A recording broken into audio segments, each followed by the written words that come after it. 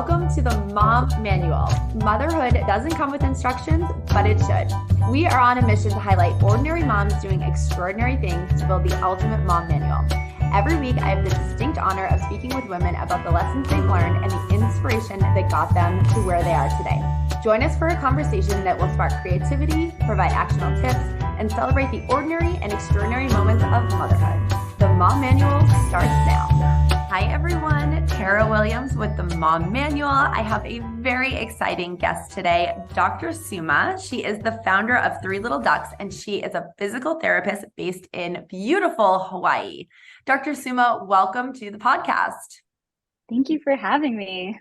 Yes, we are excited. And this is a special one because our team actually met you in person. Can you tell everyone about that? Yeah, so I met the Dreamland Baby team at Nordstrom Ala Moana in Honolulu, Hawaii. Nordstrom Ala Moana does an incredible job at supporting local businesses and all the baby businesses that are represented in their store. I had an opportunity to meet the team there. It was a really wonderful experience. This was the craziest thing to me. The Nordstrom Hawaii is actually the biggest baby store in the country, which I don't know why, but blew my mind. So I have not been yet, and that is on my list for next year. And I know, Dr. Suma, everybody is wondering, what is it like to live in Hawaii? So before we jump in, we need to know that. Hawaii is incredible. It's a really beautiful place to live. I think it's also important to know if you come to Hawaii or come to live in Hawaii that you need to be respectful of the host culture that you're in, being mindful of the local Hawaiian culture, being mindful of the community that's here, and making sure you fit in with them and not making other people conform to you. If you can become a part of the community, it's a beautiful, beautiful place to live. There's so much fun to be had. There's so much nature to explore. It's an incredible life to have. I'm jealous. So Maui is my all-time favorite place in the world. We go every single year, and I feel like the second the plane touches down and my feet hit the earth, it's like, I mean, for anyone who's seen Moana, the Heart of Te Fiti, like I feel like it's a real thing. Like it's like Mother Earth is like just making me feel peaceful. It's such just a peace. My kids always say, Mom, we want to move here. I'm like, me too. I can't imagine Totally. life. Okay, Dr. Suma, can you jump in and tell us a little bit about Three Little Ducks and about your practice in physical therapy? Yeah, so Three Little Ducks is a company that's based on Oahu in Hawaii, and it's really aimed at empowering parents to support their child's development. I really felt like there's a lot of therapy clinics around the nation, but there's not a lot of access for families to find out information about their child's development before their baby may have an issue, or just to gain general information. As this therapist, we have so much information, and it kind of seems like we're doing ourselves an injustice for not sharing that ahead of time with families. So it's really why I created Three Little Ducks, as an opportunity to educate families and caregivers on their baby's development.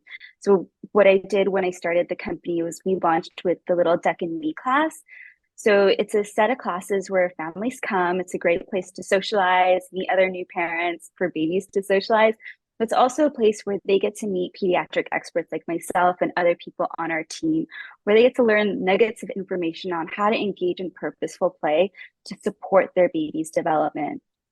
That's the heart of our business. But on top of that, we have a physical therapy practice, baby massage classes, and we really like to focus on the whole spectrum of the child, not just babyhood. So we're really big on promoting physical activity. And right now that we do that through family ohana yoga classes here in Hawaii. Oh my gosh, I love that. So is any of this element online, or is it based specifically in person to Hawaii?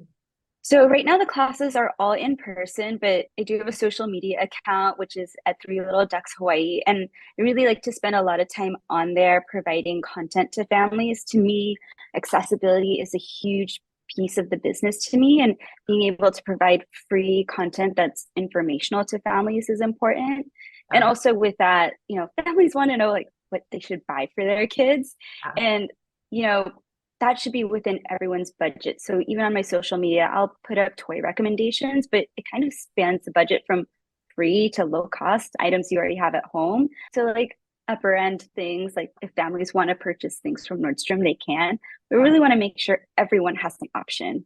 No, I love that. And I think one thing that we find with accounts is a lot of times they'll recommend a category, but not a specific product. So that's neat that you guys do that. It's a little bit different. Amazing. So today we're going to talk about all the stages, I guess, of purposeful play. So do you want to jump into the first one, which is our newborn stage? Totally. And so, just to define purposeful play, it's really a time that you, as a family member, parent, caregiver, set aside to engage in direct focus play with your baby with the goal of helping your baby meet their next set of developmental milestones. So, the first one I want to talk about is newborn purposeful play and tummy time. I think a lot of parents get really nervous about tummy time. Put their baby on their tummy for the first time and the baby starts crying. They're like, oh my gosh, my baby's not enjoying this. Like this is not the right thing for my baby to be doing. Right. And what I like to tell parents is like, let's back it up a little bit and let's make it successful for you and your baby. And there's a lot of other things you can do before you put your baby straight flat on the floor. So some of the things that families can do is like putting their baby on top of their chest, and you can recline in your recliner or in a chair in a beach lounger. So you're reclined back, you're looking down at your baby can look up at you. And as that becomes more successful, then you can transition down onto like a wedge or over your leg or on the boppy, on an exercise ball, on a water mat. There's lots of options. And as your baby starts to experience more success, then you can move straight down onto the floor. I think it's the same for us as adults. If we go straight into doing a plank when we haven't done one in 6 months, like that's tough. That's the same experience your baby's having when they're getting into tummy time on the floor. No, I love that idea of putting baby on the chest for tummy time. I've never thought of that. And I think when we, as just a mom, I think if you're putting your baby on their chest, they're just falling asleep. So how do you kind of combat that? Really, what makes tummy time successful is not just the positioning, but it's the engagement. So if your baby's on your chest, talking to your baby, singing to your baby, they want your attention. And that's what's going to make it successful and keep them awake and alert also. Is you having that full conversation, whether you want to narrate what you're doing all day long to your baby, or you want to sing a song or read a book, just keeping them engaged in that way is really helpful. And then even as you start to move your baby down onto like a yoga ball or a wedge or straight onto the floor, you can get down on the floor with them too. Like you lay on your tummy and be directly in front of your baby and talk to them and use all those really fun toys that you think will catch your baby's attention. Generally, it's a toy that's making noise or has some type of light source that they can like follow that sound or that light around. And when we're talking about newborn, like how new are we saying? Like day one? Yeah, great question. Tummy time can start the day you receive your baby in your hands. So if you're receiving your baby the day they're born, you can start tummy time on your chest. You don't have to wait till you bring your baby home. You don't have to wait till 2 months. It can start that first day you have your baby. I actually have this hilarious video of my first daughter, and me and my husband we couldn't believe what she was doing. She was probably 2 or 3 days old, 4 days. Like we were just home from the hospital and we had her wrapped in the baby burrito, right? And she's on my husband's chest and she's like lifting like her whole body, but because she's in the burrito, it like moved her whole body. And it's just like the most unbelievable thing. We're like, well, she's doing like a baby push-up almost. And we were like, oh my God, how is this possible? She's 4 days old. This is crazy. I think as parents, we often think that a newborn just literally lays there and does not move. But seeing this, I wish I could like share the video with everybody because it is so funny and she's so little. So what are kind of the benefits or like, what's the why behind this? Yeah, so tummy time has so many benefits. The big ones is that it starts to strengthen your baby's head and neck. So I'm sure if you have a newborn or if you've had a newborn, their head is so floppy when they come out. So you want to strengthen their head and neck, and that helps prepare them for all the developmental milestones that's to come, whether that's sitting up, getting ready to stand, getting ready to walk, crawl. That is the foundational skill that everything builds off of. Right. And also it lends into like learning how to turn your head to follow and track a toy, which is why I was recommending to use a toy when you get down on the floor with your baby. yeah, it's instrumental with everything that's to come, not only gross motor, but it lends itself to fine motor, feeding, communication, and like all the way into childhood. Super interesting. One thing that I remember I had as my mom gave me what were these like black and white cards because Hmm. babies can only see in black and white. Is that right? Correct. When they're newborn, that's really what they're seeing are those high contrast colors. So black and white, Yeah. red, anything that's like really, again, high contrast, bright will catch their attention. Yeah. So what would you say would be kind of the number one, maybe a free toy and then like a paid toy that you like for newborns? Free toy, mirror. You have a mirror in your home, which I'm sure everyone has a mirror somewhere. Yeah. Pull that out. Your baby wants to see their reflection. Yeah. And then the other free toy is you, like Yeah. your voice, your face. That's what they want to see. As far as paid toys, those black and white cards are excellent. There's a light up one that I love. It captures every baby's attention. You turn it on, it lights up, it spins, and they go after it. They're looking for that light because it's so bright and different from what their typical environment is like. It's like a cat kind of. Pretty much. It's a great way to put it. That's so funny. Okay. And then the next kind of jump up is that purposeful play when baby starts crawling. Is that right? Yeah. So I think there's a lot of rhetoric going around about whether crawling's important. Can babies skip crawling? Can they go straight to standing and walking? To me, crawling is a necessary milestone. And I really like to emphasize that it is necessary. Yeah. And the best way, I think, for families to understand how necessary it is looking at your own palm and seeing the creases in your hand. Interesting. Yeah. And those creases came from you crawling and using that hand musculature when you were a child. And so you Oh, need those creases in your hand to be able to hold a pencil.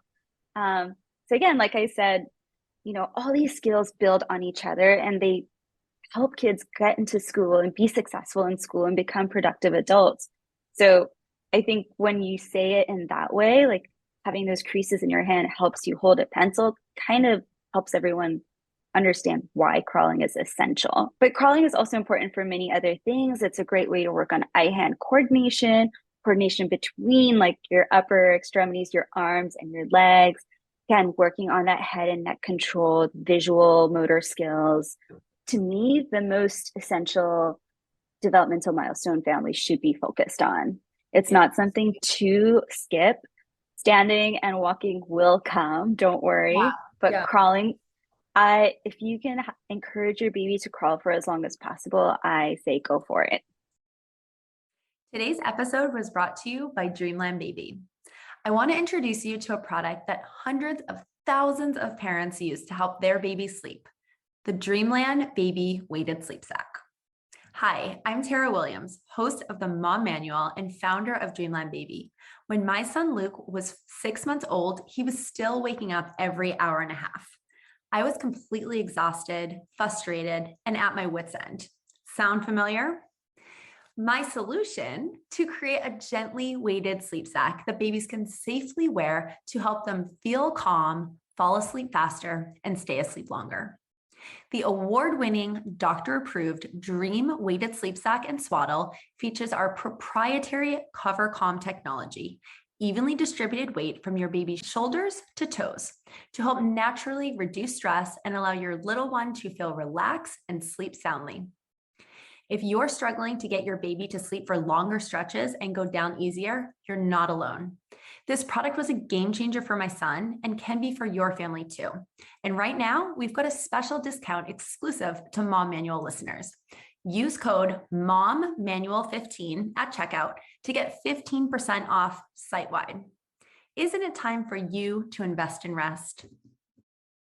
Okay, I've never heard this idea of skipping crawling. What's the concept behind that?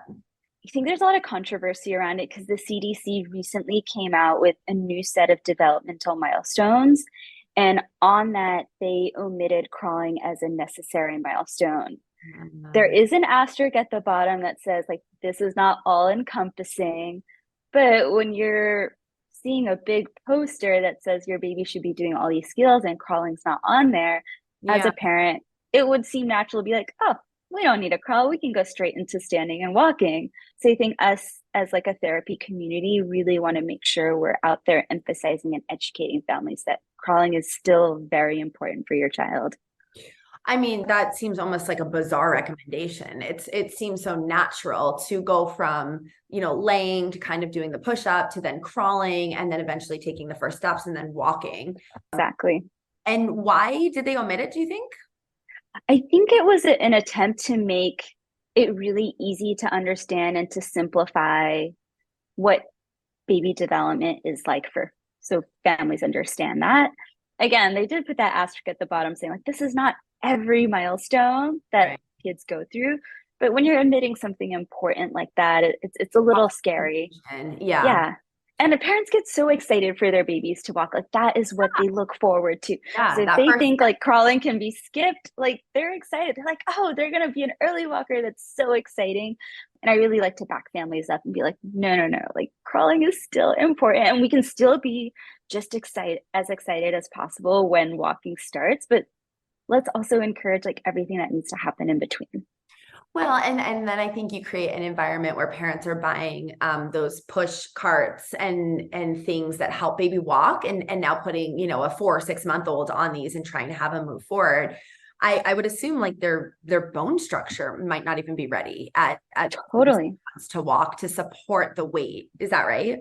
Agreed. Yeah. So I am pretty flexible when it comes to recommending toys and products for families, but the two things that I say a big no to are the jolly jumpers and the sit-in baby walkers, especially if your baby is under 8, 9 months. Like you should not be attempting those at all. And you're correct. Like the baby's hip development is not ready for that type of force through their hips. Right. There's actually data showing that it can inhibit walking, it can slow down that process, and it can change the shape of the hip. So we really want to be protective of those hips, making sure that babies are getting into that standing and walking positioning when they're actually ready for it. Yeah. And we don't want to delay them in any way.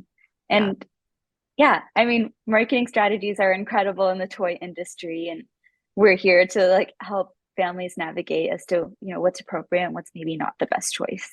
Yeah, I actually never used those. The ones where they walk around, I just felt like it was going to ruin my house, to be totally transparent. We're going to be running into walls and everywhere else. And same thing for the thing that goes in the door frame. I'm like, that just seemed like they were going to fall or some issue. Really interesting though about omitting that crawling piece. And everyone has heard it here. Your baby should be crawling, not walking at 6 months. Okay, let's jump into the next phase, which is childhood purposeful play. Tell us about that, because that's, I would say, a little bit more where I am right now. Okay, well, it's not a specific thing, but purposeful play, like I said in the beginning, is just this time where you're focused on engaging with your child. And I think a lot of parents think like purposeful play ends once my baby starts walking. But to me, it doesn't end. You should still be engaging in purposeful play as your child enters toddlerhood and childhood. You really want to like engage with your child to keep them in play. It's a great way for you to model activity, play, exercise. So you also want to help your child create those healthy habits that last into childhood, creating those spaces and time for exercise and movement is a great way to teach your child how to manage their stress, create like a healthy attitude towards movement, also promotes great sleep habits. So it's a great time to engage as a family and while also talking about movement, exercise, and play. I love what you're saying. And, I think if people didn't know you're from Hawaii, like even if you didn't say it, like you can just kind of feel all the connections and the, I would say maybe pace of life on island life a little bit different than what do you guys say on the what do you call the United States? Like the the mainland. The mainland, right. A little bit different island life versus mainland life. But I really love this. It's something that I have been trying to go into, both purposeful play, but just everything in my life being intentional, slowing down, like breath work, meditation. Just, I am a small business owner and wearing 100 hats, and I have 4 kids, and it just feels like life is moving so fast and everything feels so stressful, and it doesn't need to be. And I think when we, as parents, like the number one thing I hear when I bring people on podcasts or when we, do polls or surveys or anything with our parent community, it's just, they feel like the time is moving too fast and they're not having that dedicated time with their kids. And the kids are just, it's just, everything is going by like a blur and they can't find the moments. And so this purposeful play, what you're talking about, like I recently have gone out and bought board games. And that is something that my kids are 4, 7, 9, and 10, and they love doing it. And like last night we played Scrabble, and it was nobody, I mean, my kids don't have phones, but I wasn't on my phone, nobody's watching TV. We're not doing anything else. Like we're just focusing on playing Scrabble and using our minds and connecting and laughing. And like, we were so in the moment for, 30 minutes or whatever it was. But I felt like that time was more connecting than the every 30-minute time I drive them to soccer, or where we're rushing and making dinner, or I'm in my office, I work from home and they keep coming in and I'm like, please get out. Like, or we have this short conversation. I'm like, okay, now you need to leave. Like, so it's just, I think finding those still moments. But when you talk about purposeful play for that older toddler or child, like give us some examples of what you would define. Yeah, I mean, I leave it pretty open-ended when we get into those age ranges, because like you're saying, like Scrabble works for your family when it comes to like engaging in family time. So it's about finding what is of your interest and your child's interest. So if you guys really love playing baseball, go ahead and get that ball and mitt out and play catch. Yeah. If you all are a family who love to hike or walk, get outside, find a trail for yourself. If your child has a bike or a scooter, y'all can go out for bike rides. Or you can even do stuff in the home. You can turn on a yoga video and do yoga in the house. You could do a dance party. Those are always really fun and silly. Is turn on your Spotify or wherever you stream your music and have a really fun time together. And you're so right, Tara. It's about creating like those moments where you're unplugged, you're really connecting with your child and your family, and you're just having like a great time together, but also doing that through movement. Yeah. So is the key really that something involves movement? Is that the idea? Yeah. For me, when we're thinking about purposeful play into childhood, it's about doing it with movement to help create those healthy habits that go into adulthood. We want kids to like learn about exercise and movement in a way that's not stressful and not imposing diet culture or anything like that. We just want it to be fun and exciting. So as your child grows up and has their own family, they can also impart that onto their families in the future. Yeah, yeah. And tell me a little more about when we think about the idea of movement, and you said gross motor skills, go to fine motor skills, go to communication. Like, how does this all kind of trend together? And as a baby, that makes more sense to me. But like as they get older, you mentioned even sleep. Like, how does that kind of all tie in? Yeah. So a great way to talk about it is how we were just talking about handwriting. We need those creases in your hands that come from crawling to hold a pencil. That's also a way of like communicating and participating in your academic activities. So they all kind of lend to each other. And then also learning all these gross motor skills also lend to play skills, which also feed into social skills. You need to be able to play to engage with your peers or other people that are around you in your community. And then with sleep, engaging in activity is just a great way to like engage the mind, and then sets you up for success when it's time to go down for sleep. You're on your iPad all day long. You're exposed to that blue light. There's so many studies saying like the neuroplasticity of your brain changes if you're exposed to screen time before the age of 2, which then in the long term can affect, sleep schedule and how sleep habits form down the road. So it's not just about like helping, of course, it's all about helping those developmental milestones, but it's also about creating like healthy, happy lifestyle habits to, carry a child through into adulthood. Yeah. And in terms of, so you have a physical therapy practice. What are you seeing predominantly that you're, I guess, trying to correct or, I don't know, get ahead of for the patients that come in with you? Yeah, so the two biggest things I'm seeing right now are plagiocephaly and torticollis. So plagiocephaly is the flattening of the back of the head. So Mm, that often happens when babies aren't getting enough tummy time or not playing on their side enough. They're just hanging out on their back a lot, or they're in right. their baby carrier in a stroller all day long. Right. Um, and what goes hand in hand with that is torticollis, which is the shortening of one side of the neck muscles. Their Oh, head is a little bit tilted and rotated to one side. So usually the two diagnoses go hand in hand together.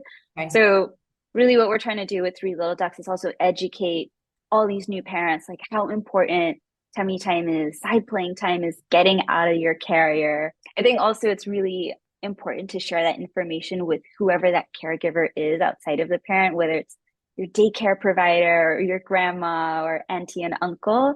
I think when auntie and uncle or grandparents take care of a baby, they just want to snuggle and hold them all day long, which is incredible. There can never be too many snuggles. You Right. also want to make sure you're creating a little bit of time in there for some tummy time and some opportunities to play on the floor. Yeah. And do you think that some of this has been from the recommendation that happened in the 90s by the AAP for the back is best? Because before Totally. babies used to sleep on their stomach and like move the heads.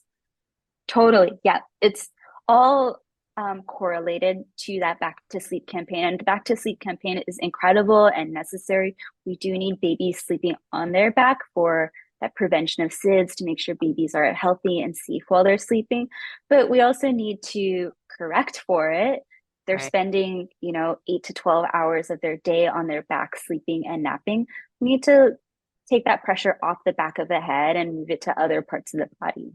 Yeah. So, if somebody is looking at their baby and thinking, oh, wow, the back of their head is flat, is that automatically they need a helmet or what do you do for that? Uh, I don't think you necessarily need a helmet. I think it's really important for that parent or kid caregiver to go to their pediatrician and point it out like, hey, I'm noticing some flatness. My first step would be to ask the pediatrician for a referral to a physical therapist or an occupational therapist, someone to a provider who is well versed in pediatric and baby care. I think from there, I think the therapist can work with the parent to decide what the best options are. Generally, a lot of it can be corrected through therapy and coming up with a positioning program for the family. Yeah. And there are times where helmets are necessary and we should intervene in that way. But not every family needs a helmet.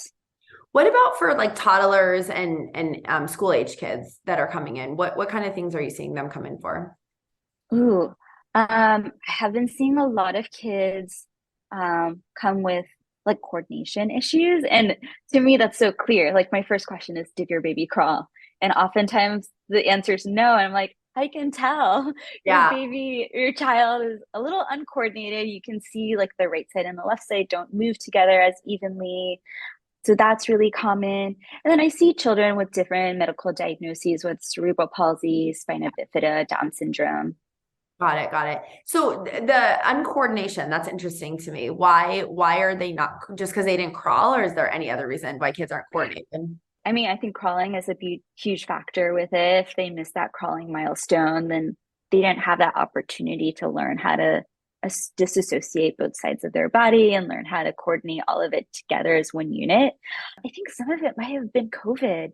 We were stuck at home, we weren't moving around that much, and school was on the computer, and there wasn't that much time to get outside. If you live in an urban area, it was very difficult at that time to go out to a park. And if you live in a small home or an apartment, there's not that much space to run around and do fun things that you would normally do if you were going to school or we had if you had your life prior to COVID-19. Yeah, I didn't even think about that. I actually just was watching a movie with my husband last night and they said 2020 and they were showing masks and like talking. And I said, oh my gosh, this is so funny because we lived through that and you don't really think of it. But then seeing it in a movie, I'm like, wow, this was, I mean, such a weird time in history, obviously. But just seeing it, I'm like, this was really bad. Like people were stuck in their homes and depression and, no movement and sitting on a couch and like nothing to do. And I can see how, I mean, the big thing we're hearing is that because the kids had the masks on and then the teachers had the mask, like it went from, and this isn't probably your realm, but the speech impediments went from, I'm going to totally butch this, but 5% of kids had it, and now it's like 50% of kids. So that was a big one, because my kids are young too. Yeah, it's so interesting with COVID. Anything else you want to share? Any other takeaways you want to make sure our listeners get? I think the most important thing, like I touched on a few times, is you spending time with your baby and your child. Time is precious, as you shared with your 4 kids, and just making sure, even if you're carving out 10 to 15 minutes with your child, to snuggle with them, to play with them, to read with them, that is the most important thing you could be doing for your child. They want your attention. They want to hear your voice. They're getting all that feedback from you. You're modeling what life should be like for them. So if you're modeling physical activity for them, like, and they're taking that in, like, this is an important priority for me. And then spending time on the floor, I think, like we were talking about, a lot of families are thinking crawling is something that can be skipped. So I encourage as much floor time as you can. Just get down on the floor with your kid, tummy time on the floor once they're tolerating it, crawling on the floor, just doing everything on the floor. That's the best place to play with your baby. Yeah. Yeah. I love all this. Thank you so much for joining us today. Tell us all the places we can find you, your website, your social handles. You can find me on Instagram at 3littleducks Hawaii. That's all written out. The number 3 is also written out. And you can find me on my website at 3littleduckshawaii.com. Amazing. Thank you so much, Dr. Suma. I hope you have a wonderful day. Thank you.